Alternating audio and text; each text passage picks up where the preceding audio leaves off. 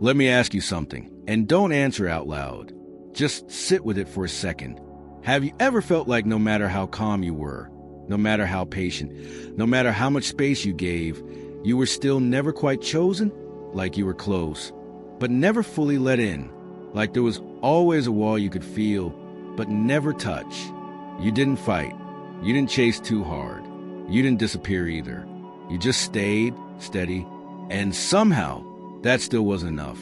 Now here's the uncomfortable part most men don't want to hear. With avoidant people, love doesn't work the way you think it does. And effort doesn't earn closeness the way you were taught it should. In fact, the more emotionally available you are, the more invisible you can become to them. That's confusing. And if you've lived it, it's frustrating in a very quiet way. Because on the surface, avoidants don't look cold. They don't look cruel. Sometimes they even look deeply connected, for a while. But then something strange happens. They pull back. They hesitate. They create distance right when things start to matter. And this is where a dangerous belief starts forming in your mind. If I just become the right man, maybe I'll be the one they finally stay with. But what if that belief is wrong? What if avoidants don't bond deeply with many people? Not because they're broken, but because their nervous system only allows closeness with one very specific type of person. Not the nicest, not the most patient, not the one who loves them the hardest, but someone far rarer. This video isn't here to make you chase that role. It's here to explain what actually happens when an avoidant forms a lifelong bond, and why most men misunderstand it completely. By the end of this, you won't be wondering how to become that person. You'll be asking a much more important question. Should I even want to be? Let me say this in a way that might sting a little, but it needs to be said. If effort created bonding for avoidance, you would already be irreplaceable. Think about that for a second. Most men are taught that consistency builds trust, that showing up proves character, that loyalty eventually earns closeness. And in many healthy relationships, that's true. But with avoidant attachment, those rules quietly stop working.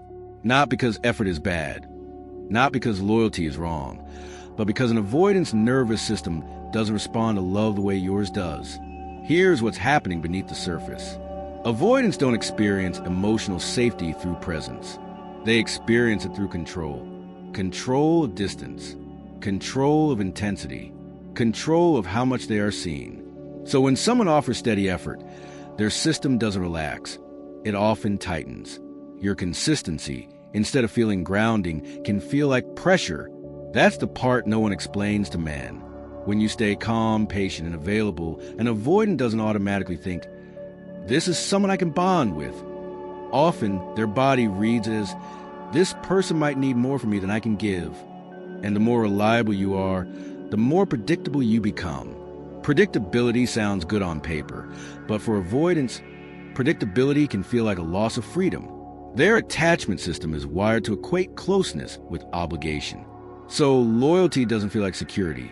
It can feel like a future demand. This is why time doesn't deepen the bond the way you expect it to. You can spend months, even years, being present, understanding, emotionally intelligent, and still feel like you're hovering on the edge of something that never fully lands. Because bonding for avoidance isn't built through accumulation.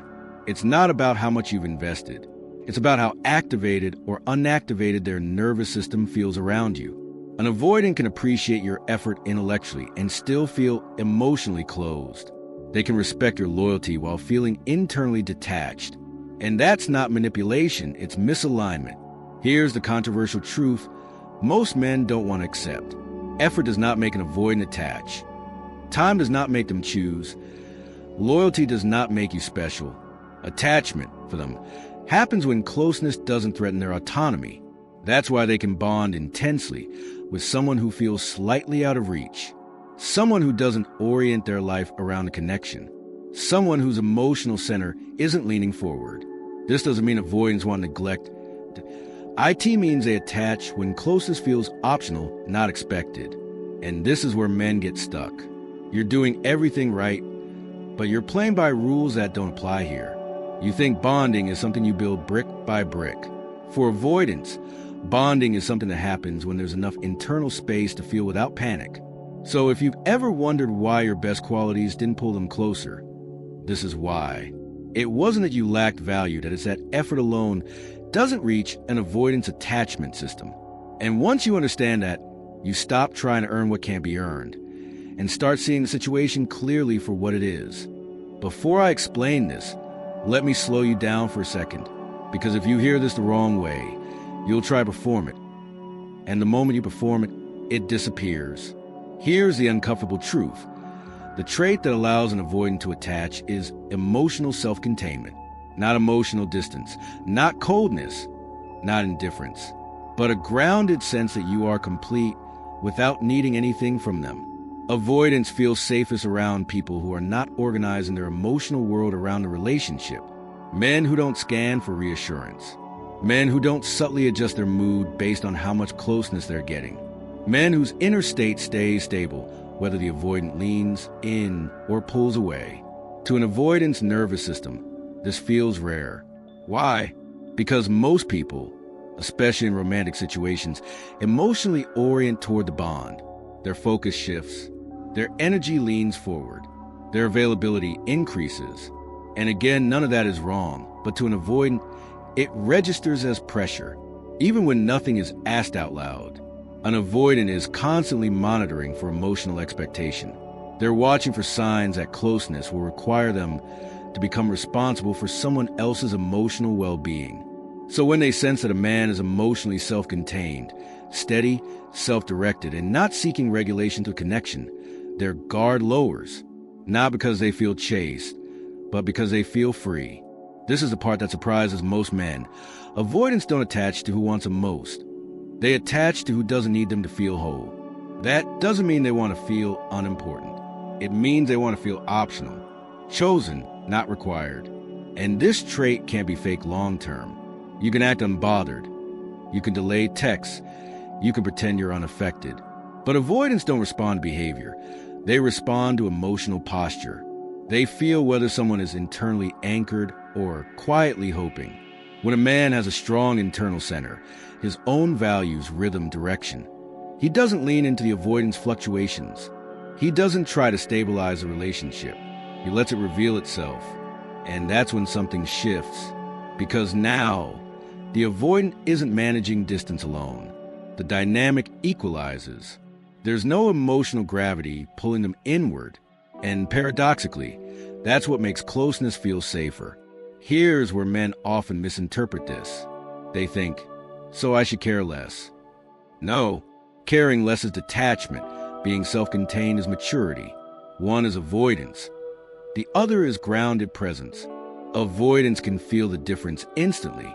They soften around men who don't need proximity to feel okay. Men who don't emotionally collapse when space appears. Men who remain calm, consistent, and internally full. And that's why this trait is so rare. Because it requires you to stop centering your worth around being chosen.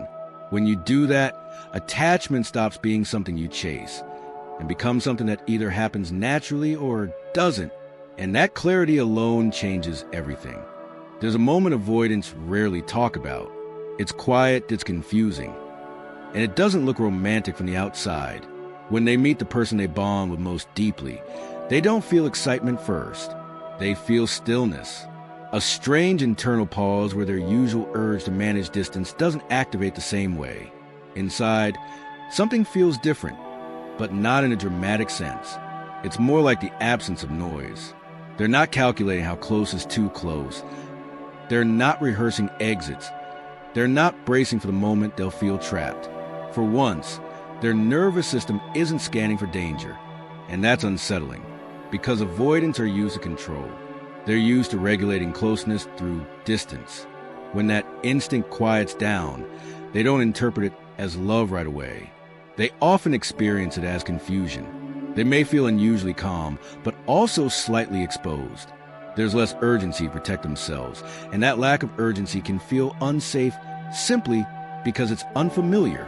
Internally, they might think, why don't I feel the need to pull away? Why does this feel easy instead of intense? Why am I not overwhelmed? This is where most people misunderstand avoidance. They assume attachment feels like passion, but for avoidance, deep bonding feels like permission. permission to exist without managing someone else's expectations, permission to stay without losing autonomy. Emotionally, they feel less pressure to perform, less pressure to maintain an image, less fear that closeness will require self-erasure, that internal relief creates space for something new, presence. They begin to notice themselves being more open without forcing it, more honest without rehearsing, more emotionally available without feeling drained afterward. And this isn't a conscious decision, it's a physiological shift. At the same time, there's fear. Not fear of the person, but fear of the unfamiliar calm. Because calm means vulnerability. It means they're no longer protected by distance. And part of them knows that if they stay, it will matter deeply. That's why avoidance can feel torn internally even when things seem good. One part of them recognizes safety. Another part worries about what that safety will cost. They're not thinking about forever. They're not planning commitment. They're sensing whether their system can stay regulated while being seen. And when they can, attachment begins forming quietly, not loudly, not romantically, but steadily. This is why avoidants often struggle to explain why one connection feels different from all the others. It's not about chemistry or effort or timing. It's about internal ease. And when that ease exists, they don't feel the need to run. They don't feel the urge to disappear. They don't feel activated by closeness. They feel human, and that's rare for them. That's what bonding looks like on the inside, subtle, calm, and far more fragile than people realize. Let me slow this down, because this part matters more than most men realize. The mistake isn't that you care. The mistake isn't that you're patient. The mistake is that you start reshaping yourself to fit someone else's limits. At first, it feels mature. You tell yourself you're being understanding. You're giving space. You're not pushing. But over time, something subtle happens. You begin filtering your truth. You hold back emotions, questions, even excitement, not because they're wrong, but because you're afraid they'll push the avoidant away. That's not strength, that's quiet self-erasure. Avoidants don't ask you to do this, but many men do it anyway, hoping that if they become easier to be with, they'll finally be chosen. You stay emotionally available, but selectively. You stay present, but careful, and slowly, your grounded presence turns into emotional monitoring. Here's the uncomfortable reality. When you manage yourself too much, you remove the very thing that creates real connection, authentic presence. Avoidants don't bond with men who are constantly adjusting. They may feel less pressured, but they also feel less depth, because depth requires two whole people showing up, not one person shrinking to maintain stability. Now for the wake-up advice, and I want you to hear this clearly. Stop trying to earn safety by abandoning your center.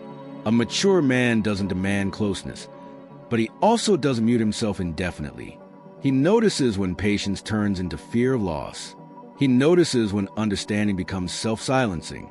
And when he sees it happening, he corrects course, not with confrontation, not with ultimatums, but with internal alignment. You speak honestly when it's true. You pause when it's right. You stop cushioning reality so someone else doesn't have to feel uncomfortable. Here's the calm but necessary truth. If someone can only stay connected when you're smaller, quieter, or less emotionally real, they're not bonding with you. They're bonding with a version of you that doesn't exist. And that relationship will always collapse under the weight of what you're holding back. The moment you stop shrinking, one of two things happens. Either the connection deepens because it's finally real, or it reveals that it was never mutual to begin with. Both outcomes protect your dignity. That's the lesson most men need to wake up to. Not to become harder, but to become whole again. There's a moment that feels almost invisible when it happens. It's not a breakup. It's not a conversation.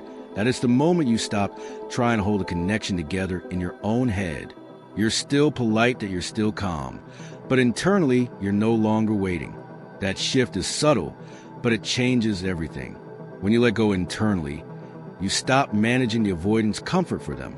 You stop adjusting your emotional volume, your timing, your expectations, just to keep connection alive. And without that invisible effort, the relationship finally shows its true shape. This is where many men get confused. They think letting go means becoming cold or distant. It doesn't. It means you stop emotionally hovering. You stop leaning forward while pretending you're fine standing still. Avoidants are extremely sensitive to emotional pressure, even the quiet kind.